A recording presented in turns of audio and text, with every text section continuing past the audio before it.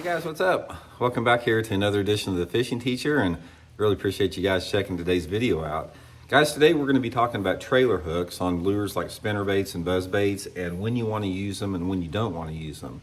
And I'm going to get into that, sort of give you my opinions on it, because it's not quite as cut and dried as you think. There's a lot of different variables to that. Now, first of all, guys, if you're not familiar with it, since The Fishing Teacher is for more of the anglers getting started out in the sport, most buzzbaits and spinnerbaits like this is the primary lure categories that you use a trailer hook on. And the idea is that if you slip what is called a trailer hook, this is a trailer hook, and a trailer hook has an extra large eye on it that allows it to slip over the hook. And the idea is if you slip a hook over like that, when the fish comes up and bites it short, you're going to get this trailer hook and you're going to catch the fish on that. And usually you got to put some type of a keeper on it. I usually cut out a piece of a milk jug and slide it up underneath there and trim it off. But that's the ultimate idea, that you're getting those short striking fish from the fish that just nip at it. Now, that makes a lot of sense, but there's a couple of different things you need to consider in this, because I've experimented with trailer hooks and without trailer hooks a lot. And I can tell you guys one thing right now about a trailer hook on a spinnerbait or a buzzbait or anything like that. When you put a trailer hook on, it will cut down the amount of strikes you get. Now, you wouldn't think so. For example, let's put this back on here. I'll show you what I'm talking about.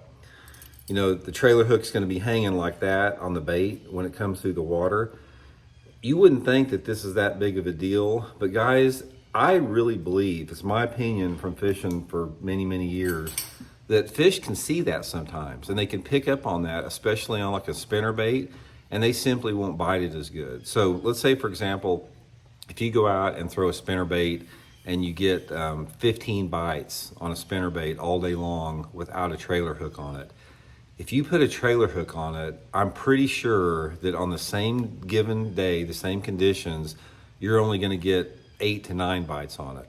I really think that a trailer hook takes away that many more bites from the fish. I've seen it over and over and over again. The only situation where that may be a little bit different is in muddy water, where there's just not much visibility. But if you've got water visibility, any type of clarity that the fish can see, I think it takes away from the strike a little bit. And I always want to use a trailer hook, because I agree with that whole philosophy that there's a lot of fish that bite a lure short, and I want that trailer hook there to try to get them. But sometimes I go without a trailer hook, because I've seen that time and time again, especially if you have water visibilities over 3 or 4 feet in clarity, it will just take away from your strike. So what you have to figure is it's sort of a balancing act. Okay, you figure this. Okay, so let's say, for example, you go out on a day's fishing and you get 10 bites on a spinnerbait or a buzzbait.